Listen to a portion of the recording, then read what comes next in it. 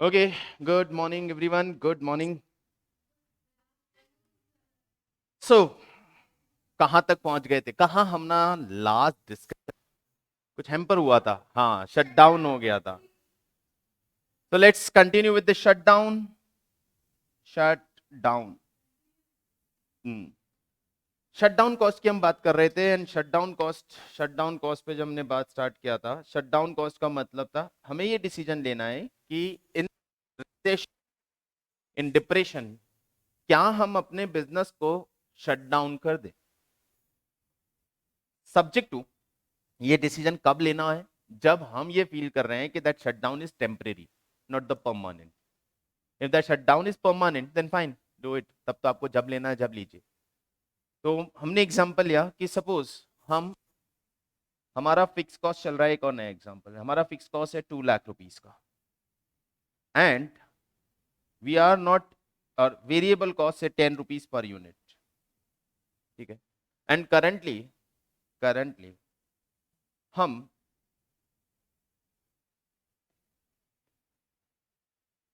10,000 units ही cell कर पा रहे हैं at the selling price of 15 rupees per unit, और से और भी कम कर लें at the selling price of 12 rupees per unit. Still एक भी यूनिट बेचोगे 2 रुपए बचेगा ना, और जो भी बचेगा that will cover your fix cost, जो कि तो लगनी लगनी है ना, तो खर्च हो गया ना, उसमें तो अब कोई चांस नहीं है।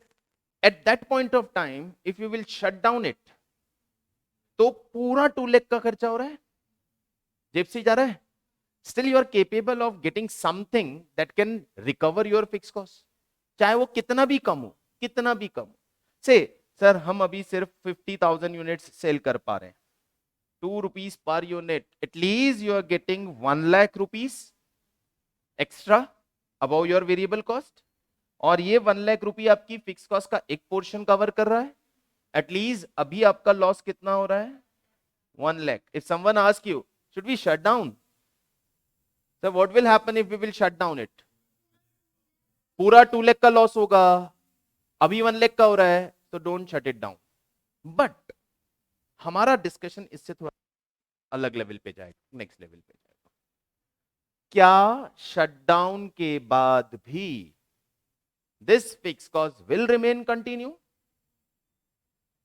क्या शटडाउन के बाद भी this fix cost of 2 lakh rupees will remain continue, या ये फिक्स कॉस्ट बंद हो जाएगी?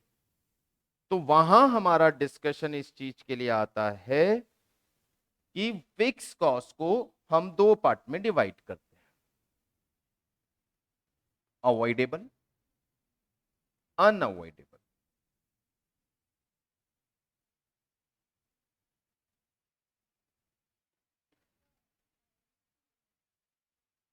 Avoidable, unavoidable. What is the meaning of avoidable and unavoidable fixed cost? The cost that can be avoided by shutting down, and the cost that cannot be avoided by shutting down itself. मैं बंद भी कर दूं तो ये वाला part तो लगेगा ही लगेगा, ये वाला पार्ट तो लगेगा ही लगेगा, and that is known as shut down cost. You can't avoid it. Even you will shut it down, you can't avoid it. That is known as shut down cost. यदि मैं शट डाउन कर दूंगा तो भी the part of the cost that will incur surely, that is known as shut down cost. And इसमें एक और चीज और ऐड कर सकते हैं, it's not about the fix cost that will incur during the shutting period. सिर्फ वही शट डाउन कॉस्ट नहीं बोलना चाहूंगा मैं कि जो शट डाउन पीरियड में लगेगी, मैं वो कॉस्ट और इसमें ऐड करूंगा जो रीस्टार्ट के लिए भी लगी। अब एग्जांपल पे आता हूं, तो मैं वापस वहीं पे चलता हूं। लॉकडाउन पीरियड, हमें डिसीजन लेना था कि should we shut it down for a period of 1 year. यार क्लासेस बंद है, लॉकडाउन, हम अपना बिजनेस बंद कर दें। बंद कर दें मतलब बंद कर दे मतलब कुछ सारी मैन्युफैक्चरिंग एक्टिविटीज डिमांड ही नहीं है।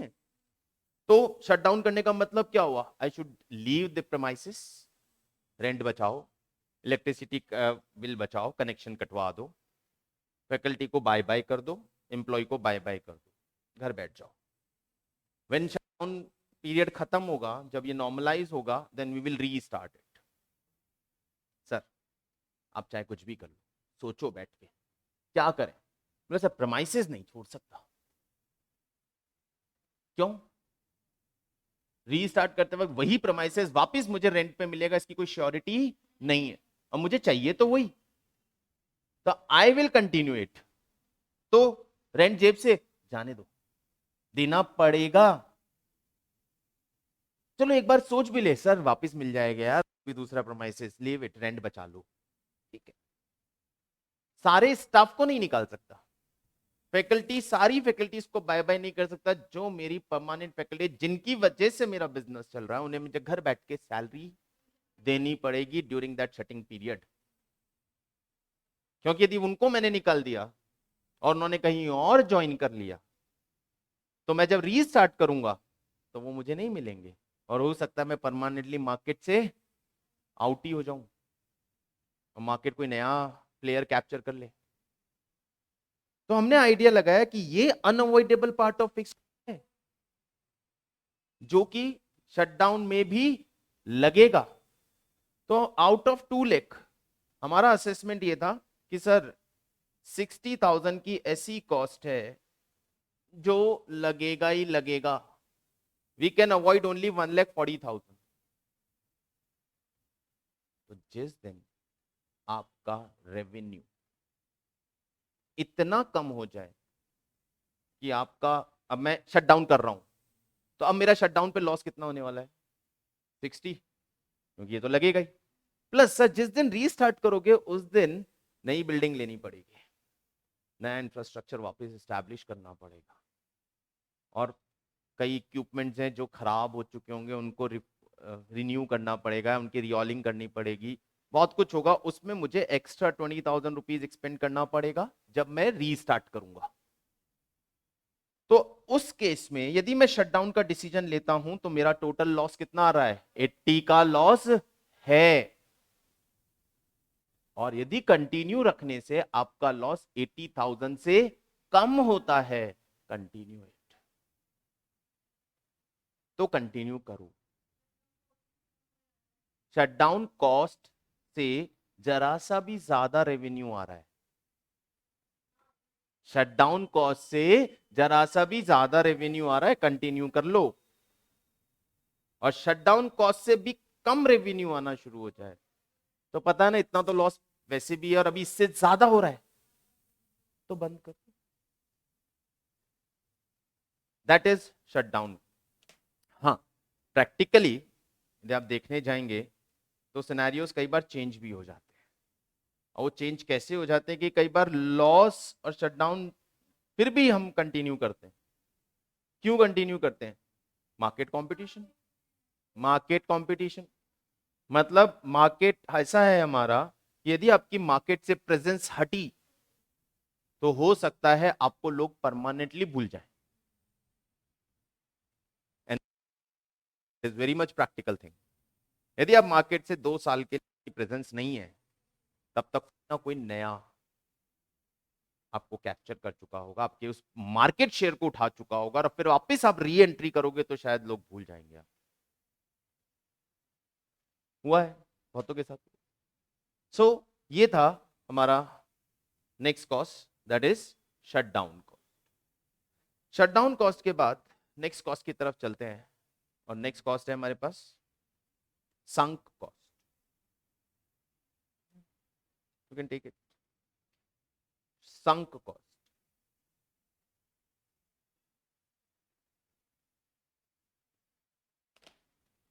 संक कॉस्ट क्या है? ये देखिए जितनी भी कॉस्ट पे हम डिस्कशन कर रहे हैं ना, ये प्रैक्टिकली आपके आने वाले मैनेजरियल डिसीजन के चैप्टर्स में काम में आने वाले हैं।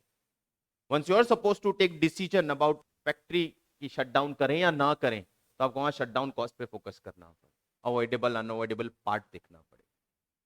तो यहां जितनी कॉस्ट की बात कर रहे हैं सब प्रैक्टिकली एप्लीकेबल है आप ही के सिलेबस में, department. Now sunk cost, what is sunk cost? नाम से मत लग रहा है डूबी हुई लागत, डूब चुका है पैसा। The cost which is already incurred before taking the decision. Decision लेने से पहले ही जो कॉस्ट खर्च हो चुकी है, लग चुकी है, अब उसके बारे में या उस कॉस्ट को आपको अपने डिसीजन में इनकॉर्पोरेट नहीं करना है। मतलब एग्जांपल लेते हैं, आई डिसाइड कि प्रोडक्ट मार्केट में लॉन्च करना चाहता हूं, and in order to launch a new product I want to do some survey, यार देखें यार मार्केट में इस प्रोडक्ट की डिमांड आएगी भी या नहीं आएगी। तो मैंने सर्वे कंडक्ट किया, प्रोडक्ट के बारे में व्यू जाना, रिक्वायरमेंट अंडरस्टैंड की, एंड इन दैट प्रोसेस मेरा 2 लाख रुपीस खर्च हो गया। ठीक है, ये 2 लाख रुपए मेरा किस पे खर्च हुआ? Pre launching expenses. मैं प्रोडक्ट पे लॉन्च भी नहीं कर रहा हूँ, सिर्फ सर्वे कर रहा हूँ, मार्केट एनालाइज कर रहा हूँ, इसमें मैंने 2 लाख रुपए खर्च कर दिए। अब मुझे डिसाइड करना है कि मैं इस प्रोडक्ट को स्टार्ट करूं या ना करूं। तो मार्केट डिसीजन से इसके okay, it's okay, you can go for it. Green signal तो मिल गया, बट मुझे अभी प्रॉफिटेबिलिटी चेक करनी है। अब मैं प्रॉफिटेबिलिटी चेक करने के लिए प्रोडक्ट की कॉस्ट कैलकुलेट कर, कॉस्ट मटेरियल कितना लगेगा, लेबर कितना लगेगा, ओवरहेड एक्सपेंसेस कितना लगेगा, और उसमें क्या मैं ये 2 लाख रुपए भी ऐड करूं? कितना लगेगा, कितना लग चुका है, वो काम का नहीं है, क्योंकि तो जेब से जा चुका है। क्या ये 2 लाख रुपए आपके डिसीजन को अफेक्ट करने चाहिए? नहीं, किसी काम के ही नहीं। अरे पहले खर्च कर चुका, अब डिसीजन मत बनाने का तो भी 2 लाख का लॉस है। डिसीजन ले लो प्रोडक्ट बनाने का तो ये 2 लाख शायद कवर हो जाए, लेकिन इसको यदि आपने कॉस्ट में डाल दिया तो क्वाइट पॉसिबल आपका डिसीजन नेगेटिव ना हो जाए कि कॉस्ट बढ़ गई, कॉस्ट बढ़ रही है सर, कॉस्ट ज्यादा आ रही है, प्रॉफिट नहीं हो रहा है। क्यों नहीं हो रहा? क्योंकि आपने कॉस्ट में 2 लाख रुपए भी ऐड किए। ये तो संक कॉस्ट है, डूब चुका है, लग चुका है। ऐसे बहुत सारे एग्जांपल मिलेंगे जहां आपको इस पर्टिकुलर पॉइंट को याद रखना पड़ेगा। संक कॉस्ट का एक सिंपल लाइन में मीनिंग है the cost already incurred before taking the decision, not relevant for the decision making. Decision काम में नहीं आएगी, उस कॉस्ट को कंसीडर ही नहीं करना है डिसीजन के लिए। बिल्कुल लेते हैं, मुझे मोबाइल खरीदना था, एक मोबाइल मार्केट में आया और मैंने खरीद लिया 20,000 रुपीज में। या मेरे को एक पीसी खरीदना था, या एक कैमरा खरीदना था, बिजनेस की, बिजनेस में मुझे एक मशीन खरीदनी थी, मैंने वो मशीन खरीद ली, that machine cost rupees 2 lakh. After buying this 2-3 महीने बाद एक नया मॉडल मार्केट में मिला और मैंने उस मॉडल को इस मॉडल से कंपेयर करना चाहा कि दोनों में बेटर कौन है। This one A that is already purchased by me, and now a B comes in my picture. Sir B 160 की कॉस्ट पे मिल रही है एक नई मशीन, जिसकी मेंटेनेंस कॉस्ट और एक ही मेंटेनेंस कॉस्ट में कंपैरिजन करके देख ली, प्रोडक्टिविटी कंपेयर करके देख ली। अच्छा ए और बी में से कौन सी बेटर लग रही है अभी? क्यों? नहीं नहीं, ए और बी में से कौन सी बेटर लग रही है कंपेरेटिवली, कॉस्ट वाइज देखूं तो बी। यदि इन दोनों को डिफरेंशियल पार्ट पे कंपेयर करो तो how much extra cost you are suppose to incurred in, चलो कॉस्ट बढ़ा दो, इसकी महंगी कर दो। अब how much extra cost you are suppose to incurred in B? पूरा 2,60,000।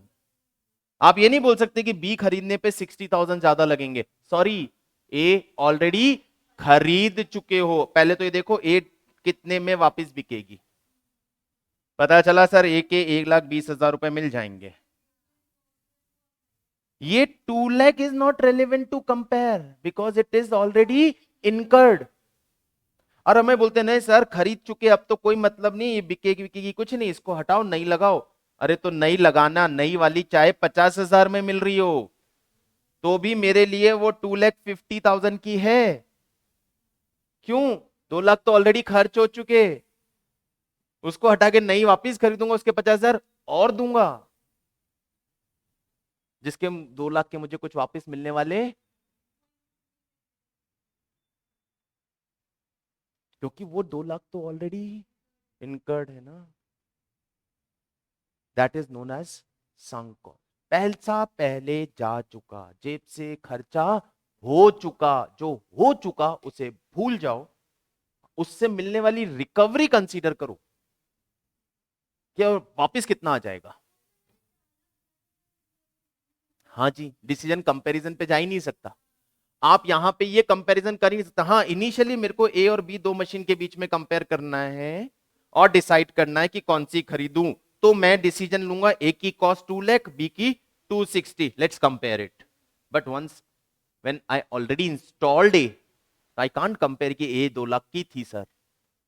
अरे थी, पैसा जा चुका, अब उसको मत कंपेयर करो, उसकी बात ही मत करो, अभी जेब से पूरा लगना है।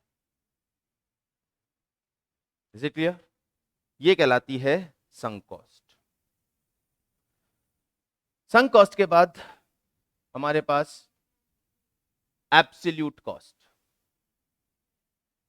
एब्सोल्यूट कॉस्ट, कुछ टोटल कॉस्ट को एब्सोल्यूट कॉस्ट, प्रोडक्ट को बनाने में लगने वाली टोटल कॉस्ट को एब्सोल्यूट कॉस्ट बोलते हैं। There is nothing extra, nothing new to discuss. Absolute cost के बाद डिस्क्रिशनरी कॉस्ट, मतलब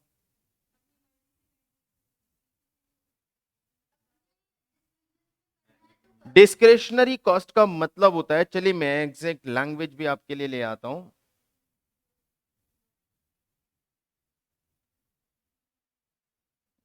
Should I have or not?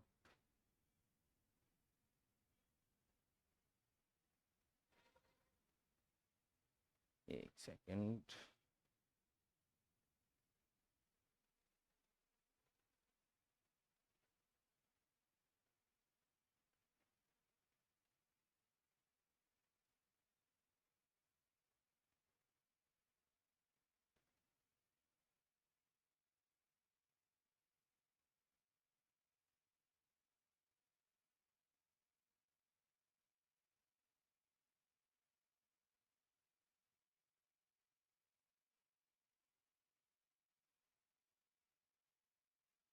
Discretionary cost का यहां जो लैंग्वेज लिखा है पहले वो रीड करते हैं। Such cost are not tied to a clear cause and effect relationship. अभी बहुत टेक्निकल लिखते हैं ना तो चीजें हिट नहीं करती। अभी एग्जांपल लूंगा, हिट करेगा।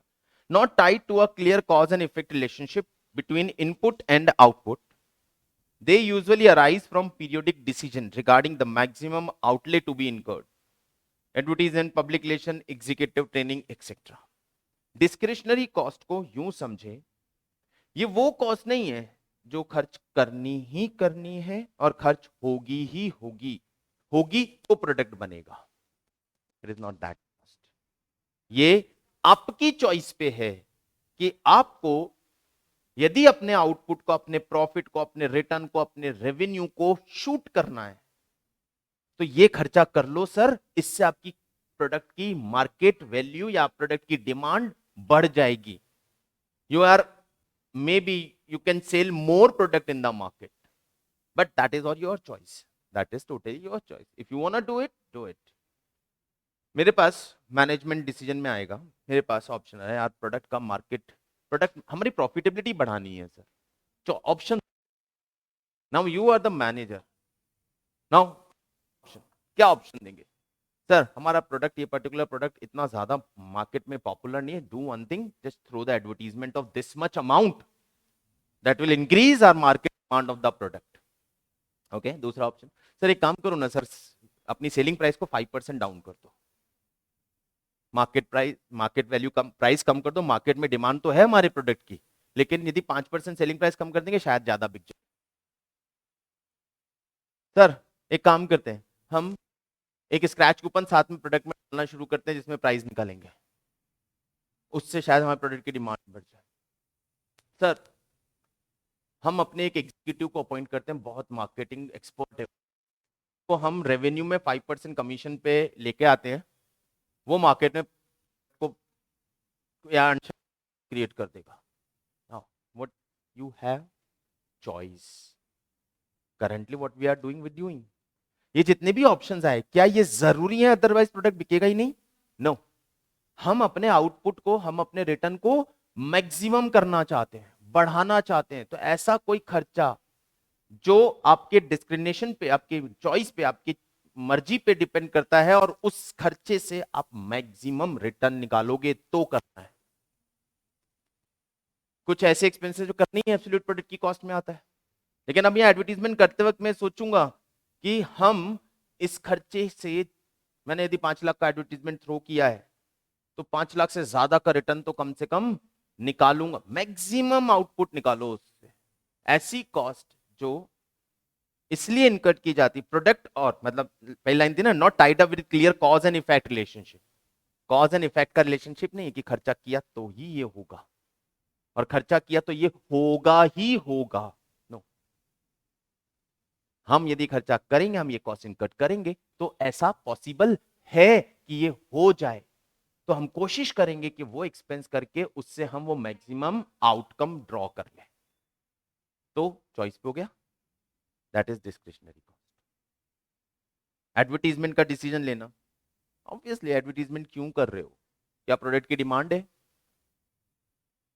प्रोडक्ट की डिमांड नहीं है, आपको वॉल्यूम बढ़ाना है, उसकी डिमांड है। अब उसके लिए कितना, तो कितना कॉस्ट इनकर करना ऑन योर चॉइस ना। बोला तो नहीं कोई इतना प्रोडक्ट सेल करना तो इतना एडवर्टीजमेंट करना पड़ेगा, या इतना एडवर्टीजमेंट करेंगे तो इतना प्रोडक्ट सेल हो ही जाएगा। नो, कोई कॉज एंड इफेक्ट रिलेशनशिप नहीं। Period cost is very much known to everyone. Period cost यानी जो पीरियड पे डिपेंड करती है, time related cost, rent, salary of the employees. एक कॉस्ट होती है पीरियड कॉस्ट, एक होती है प्रोडक्ट कॉस्ट। साथ में प्रोडक्ट कॉस्ट भी है क्या इनके पास? नहीं है, चलो मैं ऐसे ही ऐड कर लेता हूं, पहले पढ़ चुके हैं। Product cost, period cost. Product cost का मतलब है प्रोडक्ट बनाने के लिए जो रिलेटेड कॉस्ट है, और पीरियड कॉस्ट का मतलब है प्रोडक्ट बने या ना बने, कॉस्ट तो लगेगा। तो पीरियड कॉस्ट, नॉर्मली जितनी भी हमारी पीरियड कॉस्ट होती है फिक्स नेचर की होती है, क्योंकि पीरियड पे डिपेंड करती है, टाइम पे डिपेंड करती है। हर महीने का रेंट पीरियड कॉस्ट, सेल्समैन की सैलरी पीरियड कॉस्ट, वहीं सेल्समैन का कमीशन डिपेंड करता है वो कितनी सेल करेगा, तो that is not period cost, क्योंकि वो प्रोडक्ट से कनेक्ट कर दिया आपने, जितना वो प्रोडक्ट सेल करेगा उतना उसको कमीशन मिलेगा, तो वो पीरियड नहीं है। पीरियड कॉस्ट वो होती है जो एक फिक्स टाइम फ्रेम पे उतनी ही लगेगी।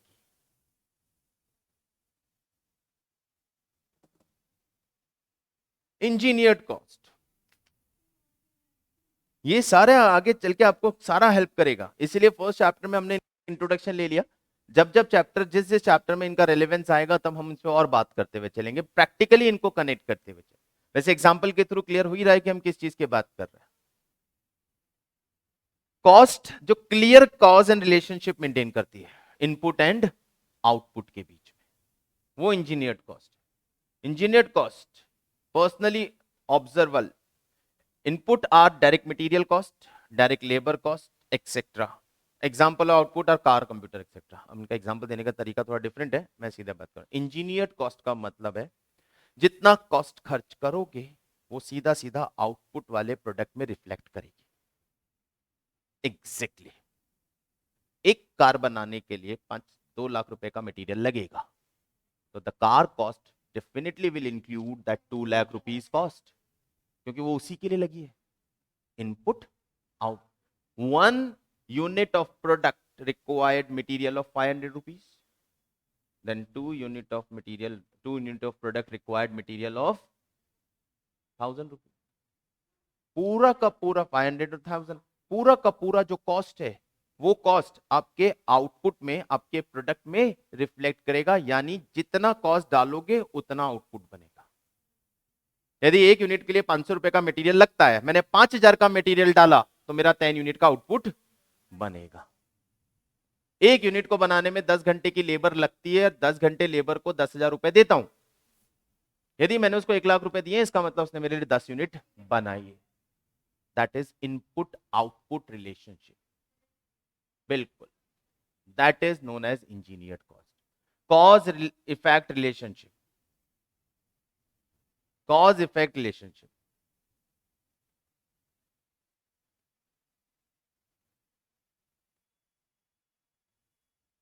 वो कहलाती है हमारी इंजीनियर्ड कॉस्ट। एक्सप्लिसिट और इम्प्लिसिट बहुत बार पढ़ चुके हैं, एक बार फिर पढ़ लो। एक्सप्लिसिट मतलब आउट ऑफ पॉकेट, इम्प्लिसिट मतलब नोशनल। मैं ज्यादा इस पे बात नहीं करना चाहूंगा। चलिए, ये आपकी टाइप ऑफ कॉस्ट के बारे में बात होगी। I think everything is clear. Type of cost, बहुत सारी कॉस्ट हमने डिस्कस की। अब नेक्स्ट स्टेप पे चलते हैं, method of costing. Method day 1 पे मैंने बात किया था, जब भी हम कॉस्टिंग की बात करते हैं तो बहुत तरह के अलग अलग तरह के हमारे बिजनेसेस होते हैं। अलग अलग तरह के बिजनेसेस हो सकते हैं। हमारे पास मैन्युफैक्चरिंग यूनिट्स हो सकती हैं। मैन्युफैक्चरिंग में भी अलग अलग तरह के मैन्युफैक्चरिंग प्रोसेसेस हो सकते हैं। अलग अलग तरह के मैन्युफैक्चरिंग प्रोसेसेस हो सकते हैं। प्रोसेस में, बल्क में, हमें हर तरह के बिजनेस के लिए कॉस्ट निकालनी है। लेकिन उनकी कॉस्ट कैलकुलेट करने के लिए हमें अलग अलग करने पड़ेंगे, क्योंकि उन बिजनेसेस का नेचर डिफरेंट है। हर बिजनेस डिफरेंट नेचर के साथ आता है। You can't compare or you can't calculate the cost of car manufacturing company and rental car company। जो ट्रेवलिंग सर्विस दे रही है उसकी कॉस्ट निकालना और जो कार मैन्युफैक्चरिंग कंपनी है उसकी कॉस्ट निकालना एक ही तरीके से पॉसिबल नहीं है, क्योंकि दोनों अलग नेचर के बिजनेस हो गए। वहीं मैं मैन्युफैक्चरिंग में भी बात करूं तो दवाइयां, फार्मास्यूटिकल कंपनी की मैन्युफैक्चरिंग कॉस्ट कैलकुलेट करना और किसी फूड ब्रेवरेजेस कंपनी की मैन्युफैक्चरिंग कॉस्ट कैलकुलेट करना सेम तरीके से नहीं कर सकते। प्रिंटिंग जॉब की कॉस्ट कैलकुलेट करना और बिल्डिंग कंस्ट्रक्शन की कॉस्ट कैलकुलेट करना एक मेथड से नहीं हो सकती। तो यहां पे हमारे पास कॉस्ट कैलकुलेट करने के लिए अलग अलग कॉस्टिंग मेथड है। कॉस्ट अकाउंटिंग करने के लिए हर तरह के बिजनेसेस के लिए, हर तरह के नेचर के ऑफ सर्विसेज, सबके लिए अलग अलग कॉस्टिंग सिस्टम्स है। मेथड ऑफ कॉस्टिंग में सबसे पहला मेथड ऑफ कॉस्टिंग आता है single and output costing. Single and output costing method. Single and output costing method बहुत सिंपल सी चीज है, जहां भी हमारे लिए हर यूनिट सिमिलर है और एक यूनिट की ही कॉस्ट निकाल के मैं प्रॉफिटेबिलिटी सेलिंग प्राइस फिक्स करूंगा और वही सारे प्रोडक्शन की यूनिट्स पे अप्लाई कर दूं। दैट इज सिंगल यूनिट या output costing, unit costing system बोलते हैं जिसे। जैसे bricks manufacturing company, bricks manufacturing company, या तो एक ब्रिक की या 1000 ब्रिक की कॉस्ट निकाल लो। अब जब भी 1000 बनेगी मुझे मालूम है हर 1000 ब्रिक की कॉस्ट कितनी आएगी, तो वहां सिंगल यूनिट कॉस्टिंग रीड करते हैं। Under this matter cost of a product is ascertain and the product being the only one product, bricks, coal, etcetera, तरह का प्रोडक्ट बना रहे हैं और एक ही तरह के प्रोडक्ट को, ब्रिक्स है एक ही तरह की बनेंगी, कोयला एक निकलेगा। अब जो भी मैं बनाऊंगा, जितना भी मैं प्रोडक्शन करूंगा, उन सबकी पर यूनिट कॉस्ट सेम, वो अलग चीज। रॉ मटेरियल परचेज करना, बल्क में खरीदना, कम में खरीदना, वो सेलिंग प्राइस की बात कर रहे हो, कॉस्टिंग तो चेंज नहीं होगी ना। मैं यदि मैन्युफैक्चरर हूं तो मैं पर यूनिट कॉस्ट निकाल, हाँ बल्क परचेज किया मैंने, वो सब चीजें अलग हो गया, वो सब अलग पार्ट हो गया। कॉस्टिंग मेथड कौन सा काम में लूंगा। सेकेंड है बैच कॉस्टिंग, जहां हमारा प्रोडक्शन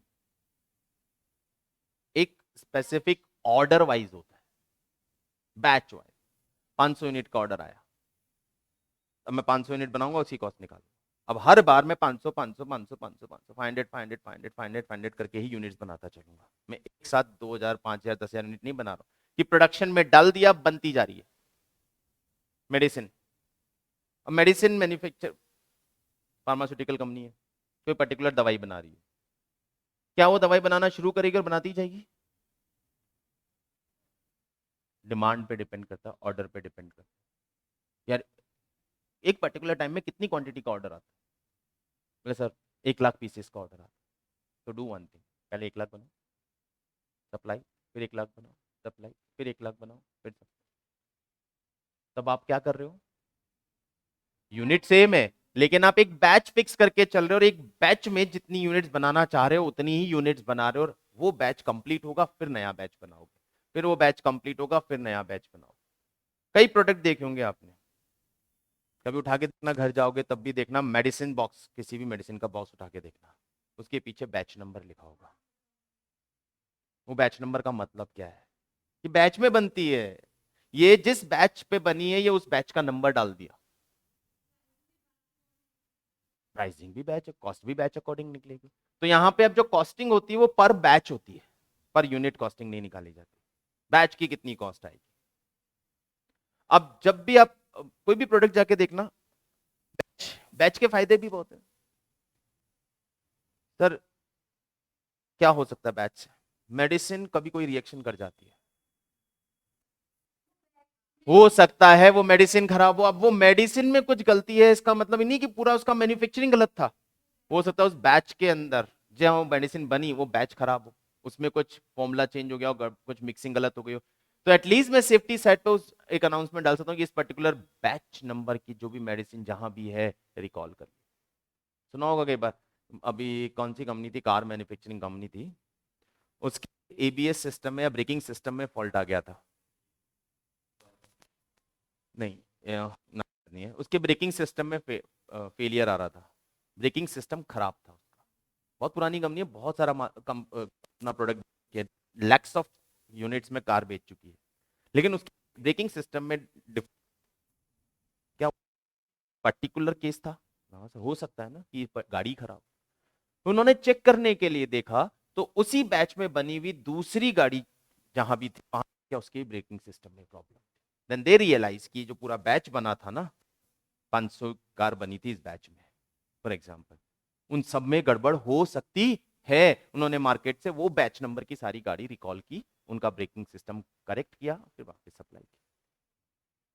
क्यों? यहां कॉस्टिंग सिस्टम में क्या चल रहा है? Batch wise, that is batch costing. ये मैंने एग्जांपल दिया, ये कॉस्टिंग सिस्टम से रिलेटेड नहीं है, इसका बेनिफिट बता रहा हूं। और कहां काम में आ सकती है? यहां पे बैच के अकॉर्डिंग कॉस्ट बनेगी। जॉब कॉस्टिंग भी बात कर चुके हैं कुछ दिन पहले भी। दो के कॉस्टिंग सिस्टम है यहाँ पे, एक जॉब कॉस्टिंग और एक कॉन्ट्रैक्ट कॉस्टिंग, दोनों को साथ में रिलेट कर। जॉब कॉस्टिंग भी itself a contract costing, job costing भी इस सेल्फ एक कॉन्ट्रैक्ट कॉस्टिंग जैसा ही कॉन्सेप्ट है। मैं पब्लिशर हूं, बुक पब्लिश करता हूं, किसी राइटर ने बुक दी, पब्लिश कर, डिजाइन विजाइन सब कुछ फाइनलाइज करूंगा और पब्लिश करूंगा। ये मेरे लिए कॉन्ट्रैक्ट ही हुआ ना, मेरे को एक कॉन्ट्रैक्ट मिला है ये बुक प्रिंट करके पब्लिश करनी है, लेकिन इस कॉन्ट्रैक्ट का साइज, वॉल्यूम एंड टाइम बहुत कम है। हो जाएगा शायद यार 1 महीने 2 महीने में कंप्लीट कर दूंगा मैं।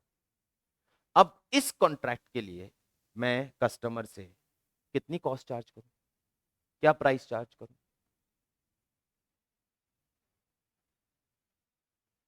सर कॉस्टिंग की होगी ना आपने पहले भी, देख लो कौन सी कैसे किस कॉस्ट पे देते हो। किसी को मैंने किसी भी कॉस्ट पे दिया हो, क्या वही कॉस्ट इस पे भी लगा दूं? नहीं, स्पेसिफाइड है उसको क्या चाहिए, कैसा कवर चाहिए, कैसा उसका डिजाइनिंग चाहिए, कितने कॉपीज चाहिए, ये सब कुछ, पेपर क्वालिटी क्या चाहिए, ये सब कुछ इसी कस्टमर के लिए मुझे डिसाइड करना पड़ेगा, कस्टमर से बात करके उसके स्पेसिफिकेशंस देखने पड़ेंगे, और जिन स्पेसिफिकेशंस की वो डिमांड कर रहा है वो मुझे उस प्रोडक्ट में डालना पड़ेगा। तो क्या उसकी कॉस्ट बाकी किसी प्रोडक्ट या जॉब के बराबर हो सकती है? तो मुझे उस पर्टिकुलर काम के लिए कॉस्ट निकालनी पड़ेगी अलग से। और क्या वो कॉस्ट कभी और मैं किसी और काम के लिए भी यूज कर सकता हूं? फॉर एग्जाम्पल एक और, मैं इंटीरियर डिजाइनर हूं, मुझे किसी ने अपने बंगलों का इंटीरियर डिजाइन करने के लिए हायर किया है, मुझे बताना है मैं उससे कितने चार्जेस लूंगा। क्या मैं पहले ही बता दूं सर हाँ मैं इंटीरियर डिजाइन करता हूं आपका बंगलो, हाँ कर दूंगा ना इंटीरियर 5 लाख रुपए लूंगा? अरे भैया कैसे बता क्या? बोले हाँ इंटीरियर डिजाइनिंग, एक मकान का डिजाइनिंग करने का मेरा 5 लाख रुपए का चार्जेस इतना ही कॉस्ट आता है मेरा। अंदर गए पता चला भाई मेरे को तो ये बड़ा वाला झूमर लगवाना है, सर ये तो महंगा पड़ेगा, ये तो मैंने सोचा नहीं था। तो आपने 5 लाख कोट कैसे कर दिए? मैंने पिछला मकान इंटीरियर किया था तो वहां इतना ही 4 लाख का खर्चा आया था, 1 लाख मेरी फीस, मैंने 5 लाख लिया था। अरे भाई उन्होंने 4 लाख का खर्चा करवाया था इसलिए आया था ना, वो उनकी डिमांड थी, उनकी रिक्वायरमेंट थी, उनके स्पेसिफिकेशंस थे, तब आपने उनके अकॉर्डिंग कॉस्ट निकाली थी। क्या वही इस मकान पे भी लगा दोगे? डिपेंड करता है आपके स्पेसिफिकेशंस क्या है। तो यहां पे मुझे हर पर्टिकुलर टास्क, हर पर्टिकुलर कॉन्ट्रैक्ट या हर पर्टिकुलर जॉब के लिए अलग से कॉस्ट निकालनी पड़ेगी, वहां जॉब कॉस्टिंग सिस्टम। इस पर्टिकुलर जॉब में कितना मटेरियल लगेगा, लेबर लगेगा, ओवरहेड लगेगा, एक्सपेंस होगा, उसकी कॉस्ट कैलकुलेट होगी, फिर अपना मार्जिन ऐड करूंगा तो मैं इसका प्राइस बता पाऊंगा। That is for specifically for that job only, you can't apply the same cost on any other job, क्योंकि सबका स्पेसिफिकेशन अलग होगा। तो जहां कॉस्ट स्पेसिफिकली किसी पर्टिकुलर जॉब और कस्टमर के स्पेसिफिकेशन पे डिपेंड करती है, वहां पे जॉब कॉस्ट। और यही कॉन्ट्रैक्ट और जॉब बड़ा हो जाए। इंटीरियर नहीं करना है सर, पूरा बंगलो बना के देना है,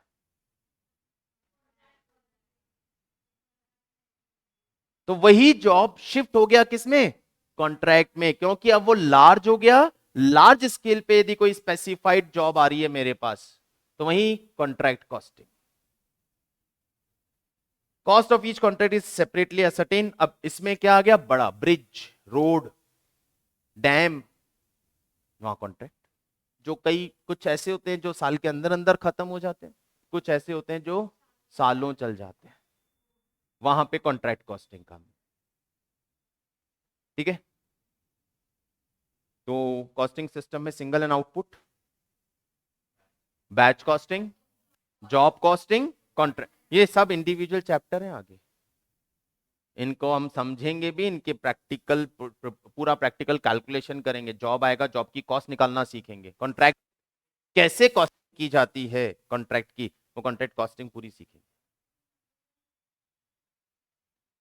नेक्स्ट है प्रोसेस कॉस्टिंग। इररिलेवेंट नहीं है, बहुत रिलेवेंट है। प्रोसेस कॉस्टिंग,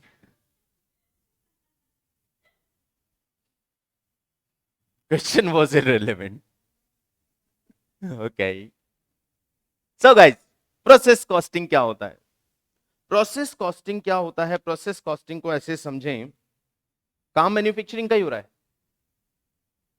लेकिन हमारा मैन्युफैक्चरिंग प्रोसेस ऐसा है, ऐसा नहीं है कि मैंने रॉ मटेरियल मशीन में डाला, फैक्ट्री में वर्कर ने काम किया और आउटपुट निकाल के दे दिया, सर बेच दो।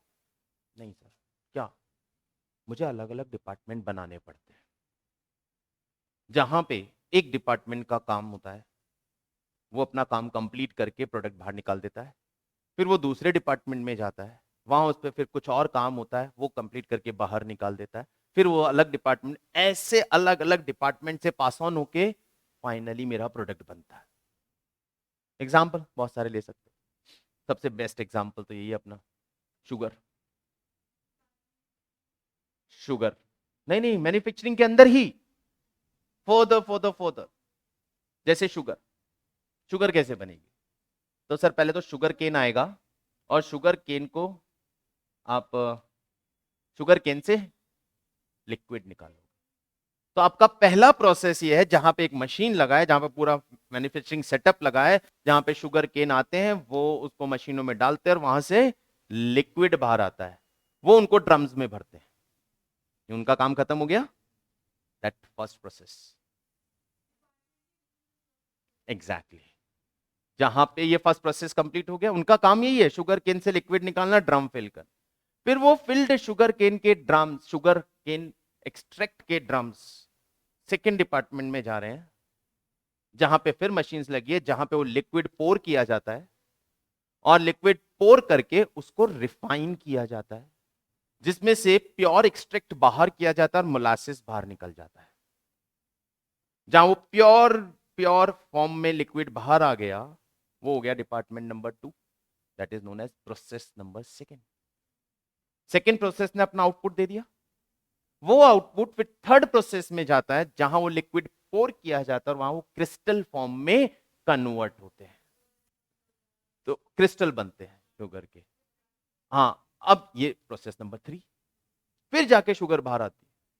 मतलब क्या चला, प्रोसेस 1 में मेन इनपुट गया, प्रोसेस 1 में मेन इनपुट गया, वहां उस पर कुछ प्रोसेसिंग हुई, उसका आउटपुट आया, that is not your finished output. वो आउटपुट सेकेंड प्रोसेस में एज इनपुट गया, वो उसका इनपुट है, वो उसका रॉ मटेरियल है। सेकेंड प्रोसेस का रॉ मटेरियल क्या है, जो फर्स्ट प्रोसेस का आउटपुट है। फिर सेकेंड प्रोसेस ने उसमें अपना काम किया, वहां पे हो सकता है मटेरियल लगाना पड़े, कुछ वेजेस लगे, कुछ एक्सपेंसेस इनकर्ड हो, वहां से फिर एक आउटपुट आया। मान लो वो भी फिनिश्ड आउटपुट नहीं है, will become input of the next process. फिर वहां पे मटेरियल, लेबर, एक्सपेंसेस इनकर्ड होंगे, फिर वहां से फाइनल आउटपुट निकला जो वेयर हाउस को चला गया सेल होने के लिए। ऐसा कोई मैन्युफैक्चरिंग सिस्टम है, जहां भी इस तरह का मैन्युफैक्चरिंग सिस्टम है, वहां पे प्रोसेस कॉस्टिंग काम में आती है, जहां हर प्रोसेस की इंडिविजुअली डिपार्टमेंटलाइजेशन कर दी जाती है और उनकी इंडिविजुअली खुद की कॉस्ट कैलकुलेट की जाती है कि किस प्रोसेस में कितनी कॉस्ट आई। बहुत इंपॉर्टेंट, बहुत एक्सटेंडेड टॉपिक है। हमारे प्रोडक्ट इस तरह के भी हो सकते हैं जो फर्स्ट प्रोसेस के आउटपुट को भी हम सेल कर सके। वो आउटपुट भी ऐसा हो सकता है ना, सेलेबल कंडीशन में हो, तो हर डिपार्टमेंट, हर प्रोसेस खुद की कॉस्ट निकालेगा, हो सकता है खुद की प्रॉफिटेबिलिटी भी कैलकुलेट करे, तो वहां एक पूरा रिफॉर्म डिफरेंट सिस्टम चलता है। एक एग्जांपल ऐसा लेता हूं जिससे इस पार्ट को कनेक्ट करें। फर्नीचर मैन्युफैक्चरिंग कंपनी है, पहला process would I, raw would I की छीला, कट किया, फर्नीचर की शेप में कन्वर्ट कर दिया, ये उसका आउटपुट है। फिर ही जाता है प्रोसेस 2 में, जहां इन पे पॉलिश वॉलिश होती है, माइकाज लगती हैं, रिफाइन होता है। फिर ये जाता है प्रोसेस 3 में, जहां पे इन पे एक्सेसरीज, किसी में कुशंस लगने हैं, व्हील लगने हैं चेयर्स पे, इस तरह का काम। और फिर ये फाइनली शोरूम में पहुंचता है बिकने।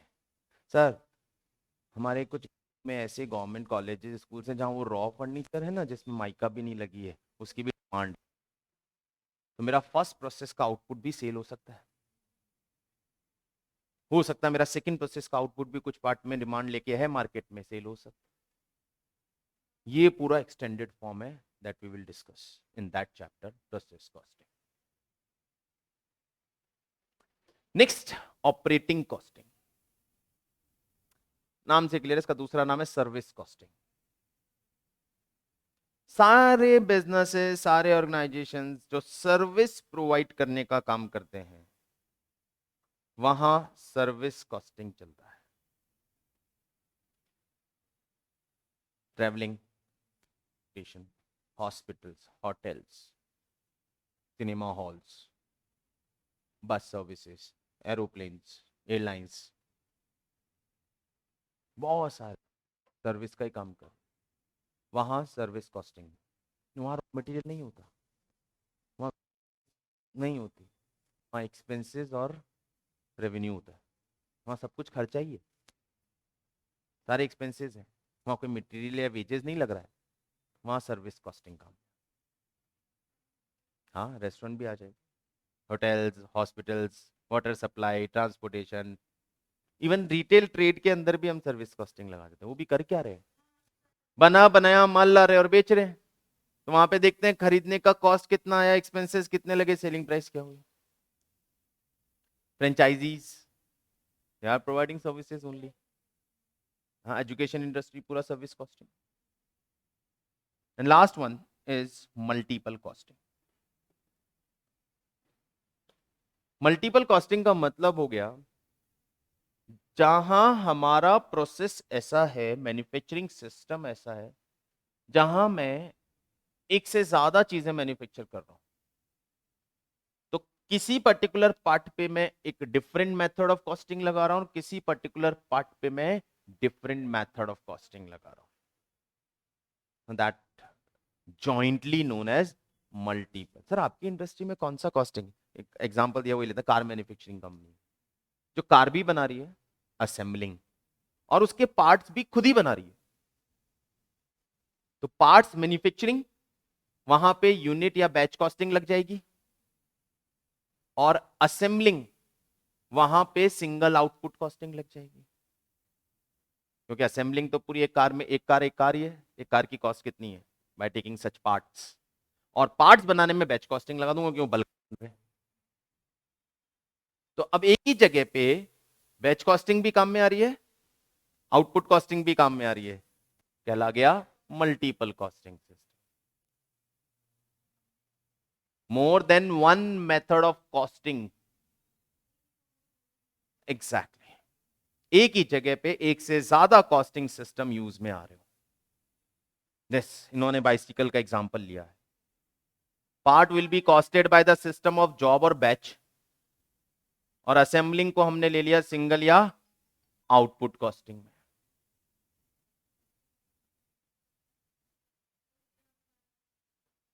ठीक है, ये है मल्टीपल कॉस्टिंग सिस्टम। जितने भी कॉस्टिंग मेथड्स की हमने बात की, सारे costing methods we have to study separately, वही हमारा main practical portion. Element of cost, material, labour and overheads, and then method costing, जितने भी हमने पढ़े। और फिर उसके बाद आता है हमारे पास technique of costing.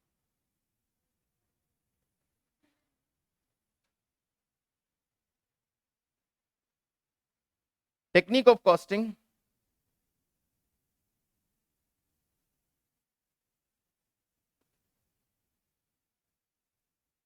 Uniform costing,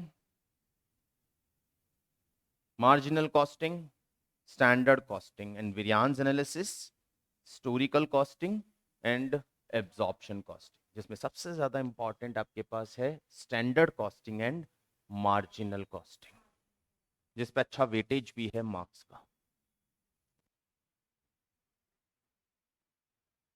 hello, चलिए तो विल कंटिन्यू।